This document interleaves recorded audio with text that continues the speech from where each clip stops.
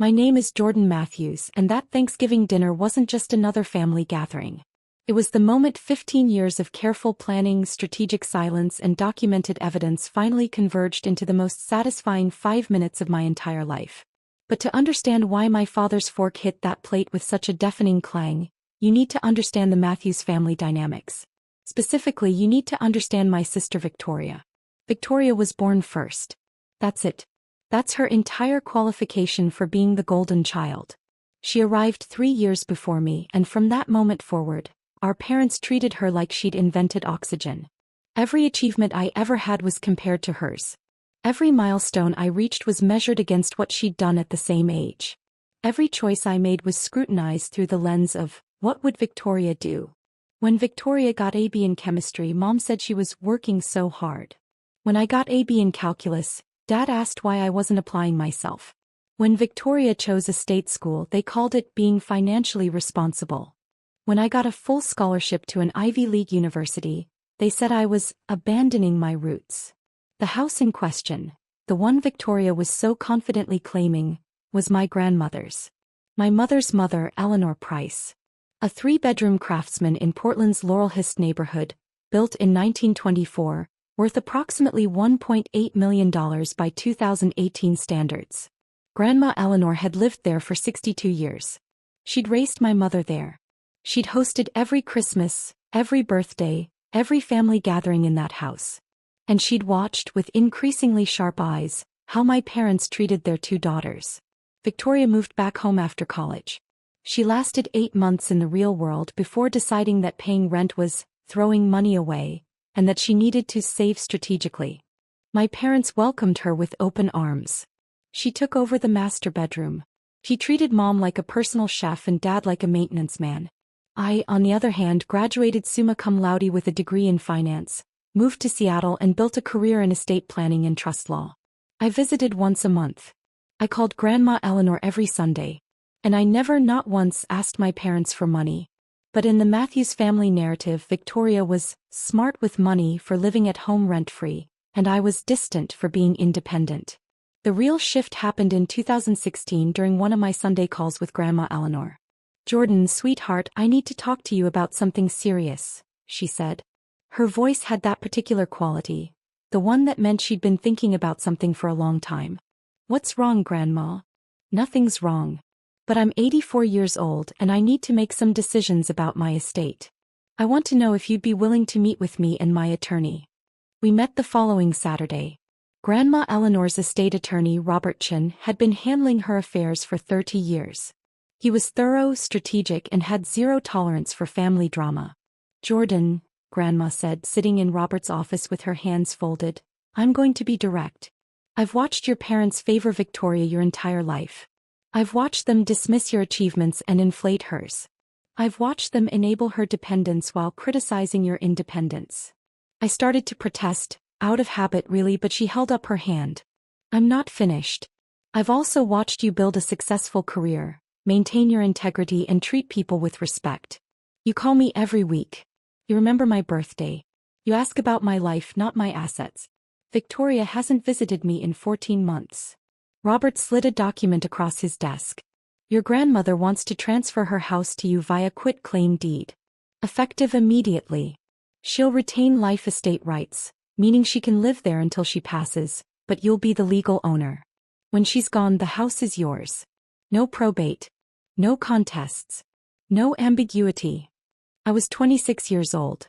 I was staring at documents that would make me the owner of a $1.8 million property. "Grandma, I can't." "You can and you will," she said firmly. "This is my house, Jordan. I bought it with my late husband in 1956. I decide what happens to it. And I'm deciding it goes to the granddaughter who actually values family over real estate." We signed the papers on March 15, 2016. The deed was recorded with Multnomah County 3 days later. It was public record. Anyone could have looked it up. No one did. Grandma Eleanor swore Robert and me to secrecy with one specific instruction: let's see how long it takes them to notice that someone other than Victoria might deserve something. The answer was, they never noticed. For the next 2 years I built my career. I moved from estate planning associate to senior trust officer at Cascade Wealth Management. I managed portfolios worth $400 million. I earned my certified financial planner designation. I bought a condo in Seattle's Capitol Hill neighborhood. And every month I drove to Portland to have lunch with Grandma Eleanor. Victoria, meanwhile, continued living at home. She worked part-time as a social media consultant, which meant she posted on Instagram and occasionally got paid $200 for it. She dated a series of men who my parents always found not quite right for her. She talked endlessly about her 5-year plan that never seemed to progress past year 1. But here's what I noticed and what I started documenting. Victoria had access to Grandma Eleanor's house. My parents had given her a key in case of emergencies. And starting in 2017, Victoria began mentioning helping Grandma with the house. During one visit, I noticed new patio furniture on Grandma's deck. "Those are nice," I said. Grandma's expression tightened. Victoria ordered them. Said they were a gift.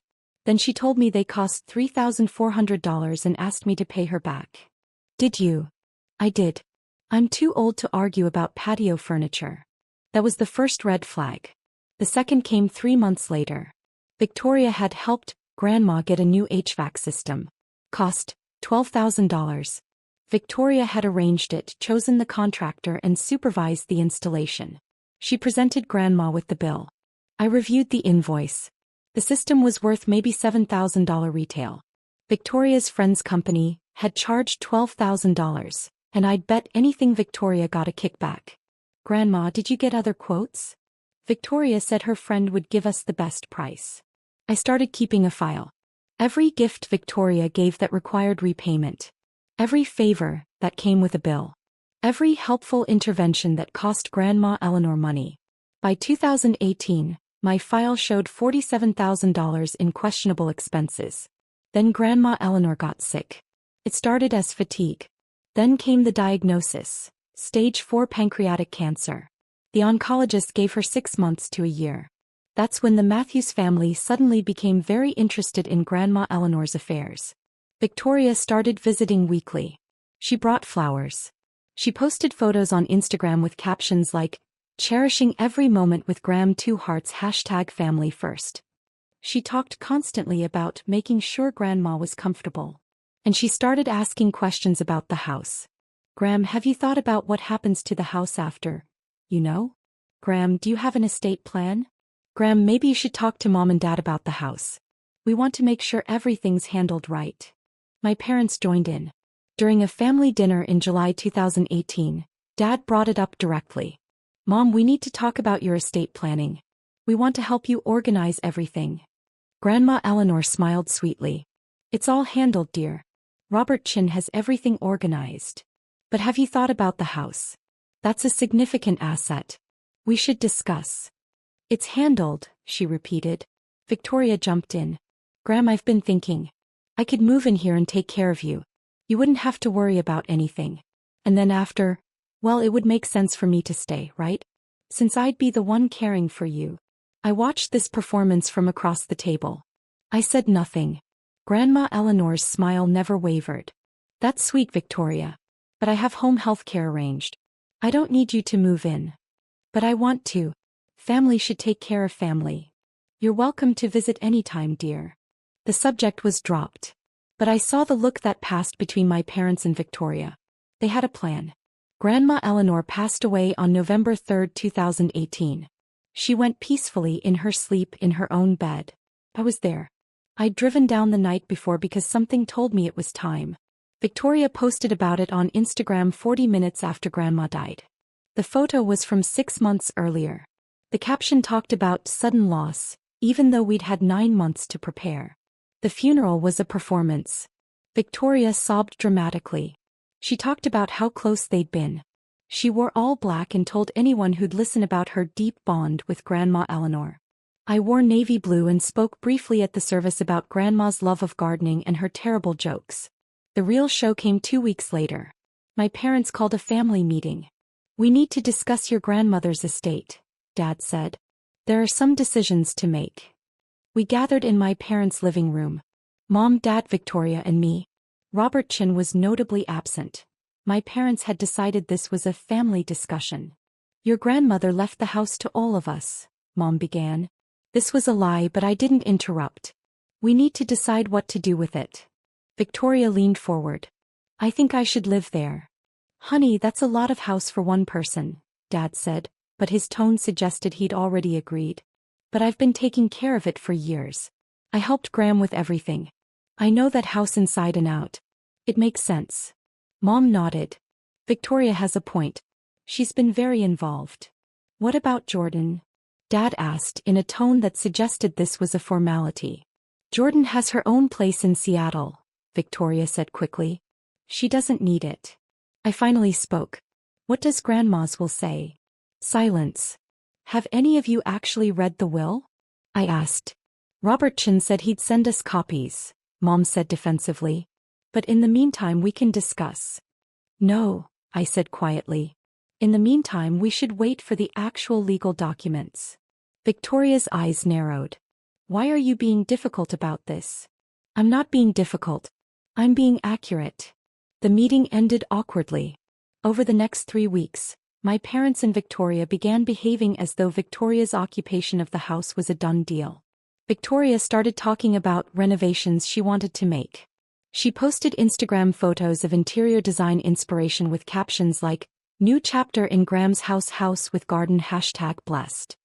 She even had mail forwarded there. And then came Thanksgiving 2018. My parents decided to host at their house. A pointed decision, since Thanksgiving had always been at Grandma Eleanor's.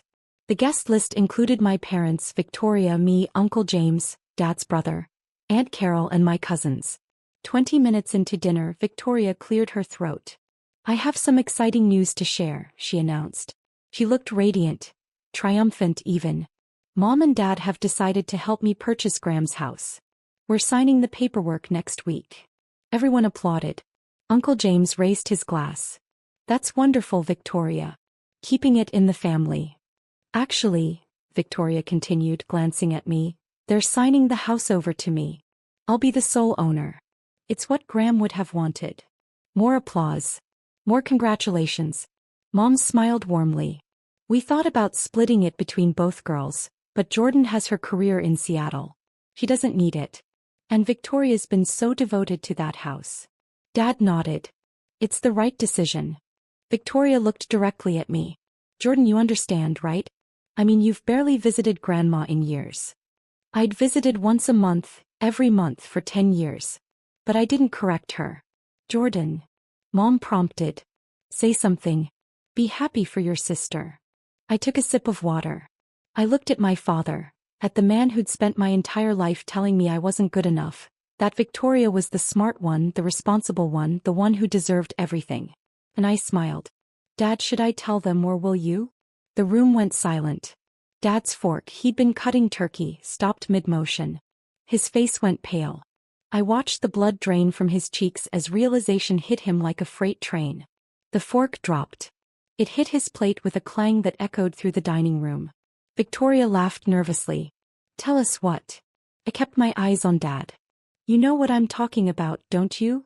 He opened his mouth. Closed it. Opened it again. No sound came out. Mom looked between us. Someone explain what's happening. Dad. I prompted gently. Would you like to tell everyone what you discovered last week? Because here's what I knew and what Dad had apparently just realized I knew. After Grandma Eleanor's death, the house legally passed to me automatically. No probate required. Life estate terminated upon death. I became the sole owner on November 3, 2018, at 3:47 a.m. And Dad, meticulous, detail-oriented Dad, had finally done what he should have done months ago. He'd pulled the property records. He'd seen my name on the deed. Dated March 15, 2016. Victoria's smile was frozen. Tell us what? I reached into my bag and pulled out a folder. Inside were copies of the quit-claim deed, the life estate documentation, and the current property record showing me as sole owner. I slid them across the table to Victoria. Grandma transferred the house to me 2.5 years ago, I said calmly.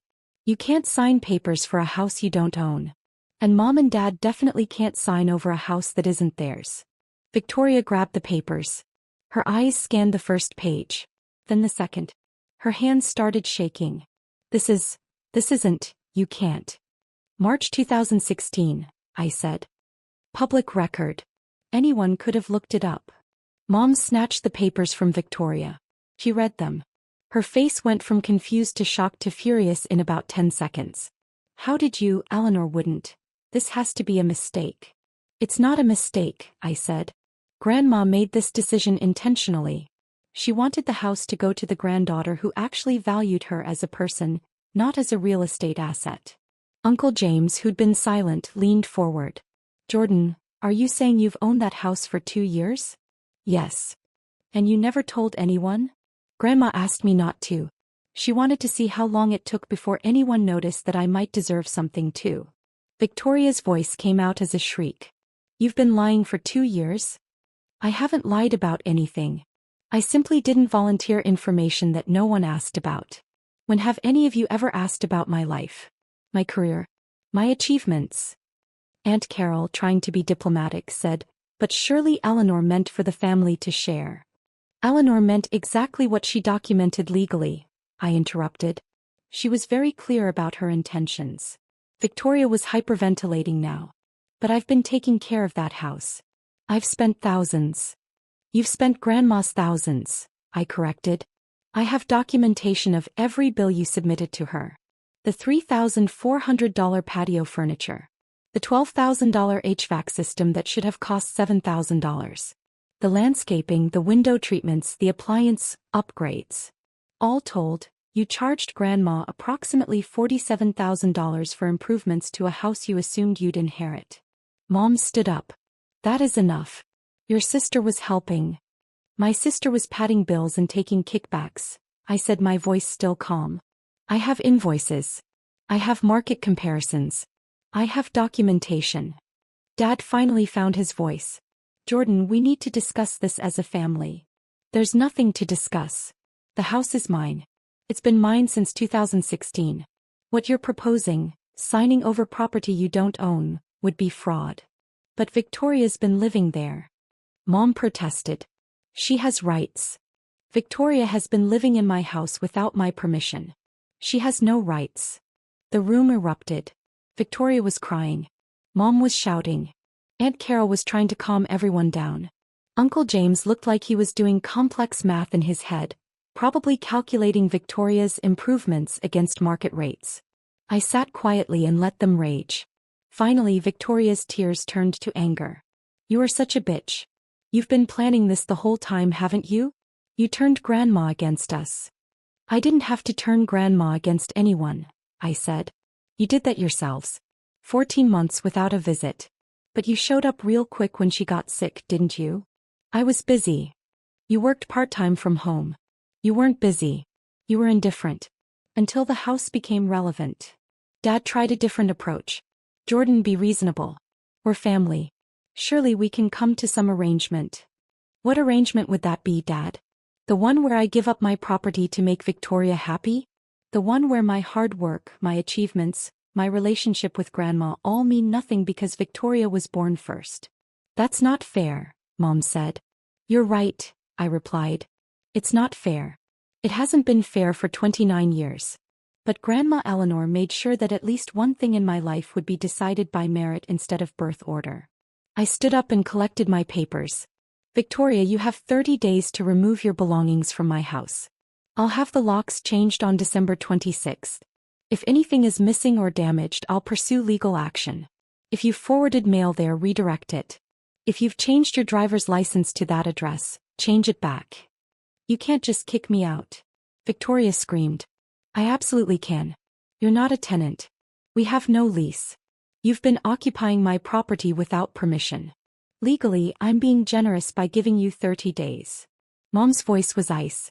If you do this, Jordan, you're choosing property over family. I looked at her, really looked at her, for the first time in years with complete clarity. No, Mom. I'm choosing to respect Grandma Eleanor's wishes and protect what's legally mine. You're the ones who chose property over family. You just assumed it would go the way you wanted. I walked to the door. Uncle James called out, Jordan, wait.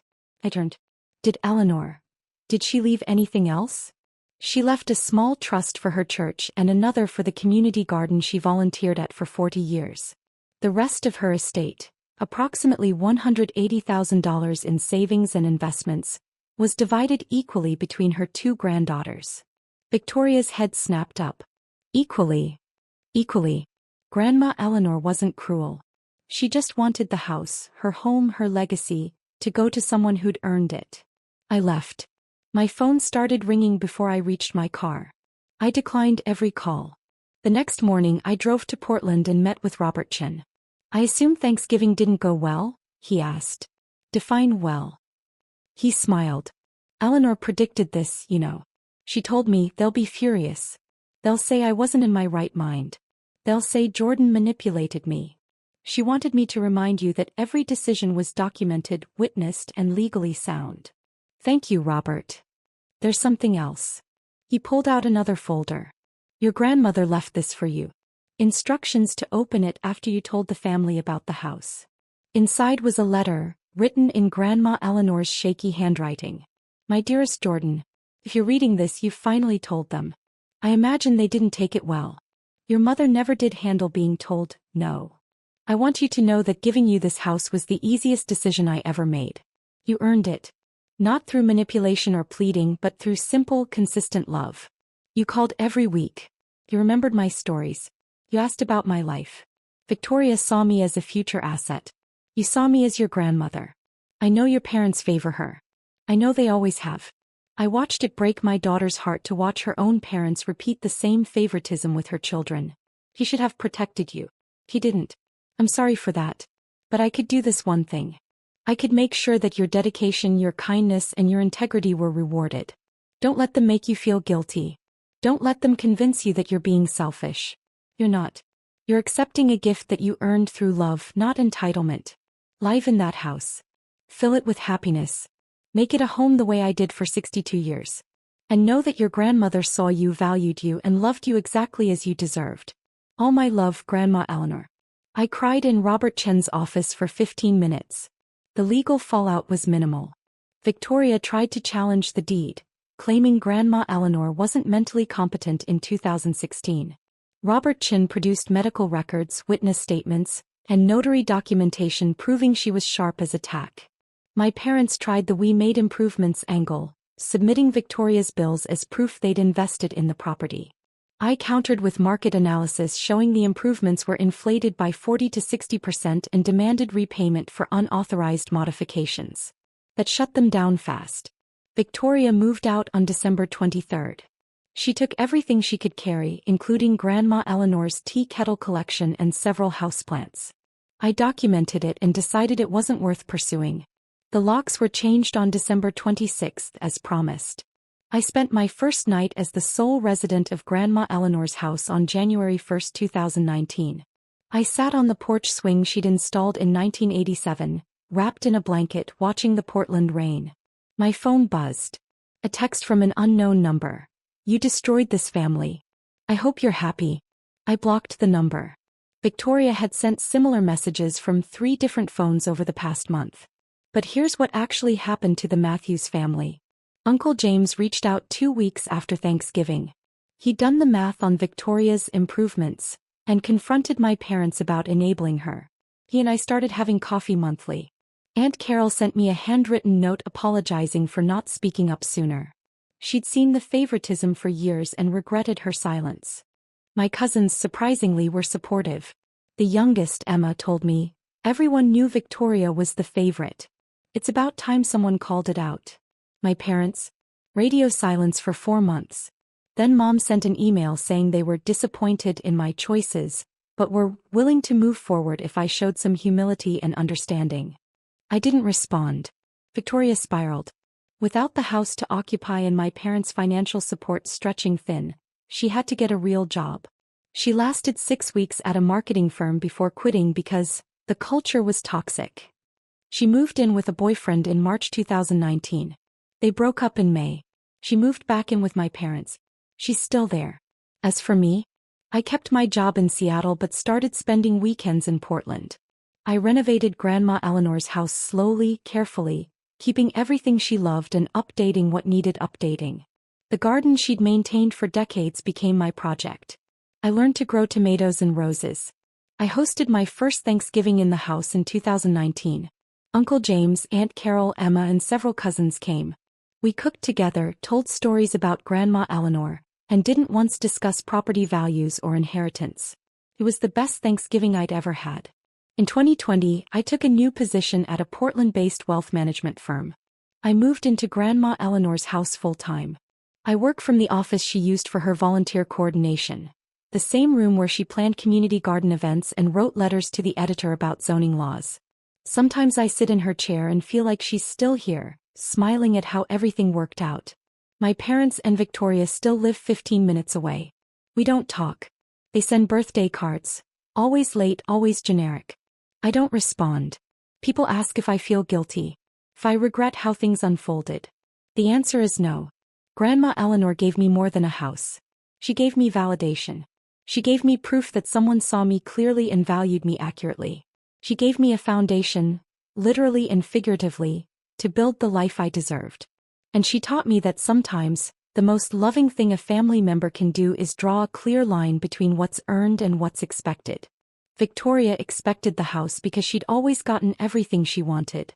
I earned it because I showed up consistently, loved genuinely, and never once calculated what I might gain. That's the difference. And that's why when Dad's fork dropped on Thanksgiving 2018 I smiled.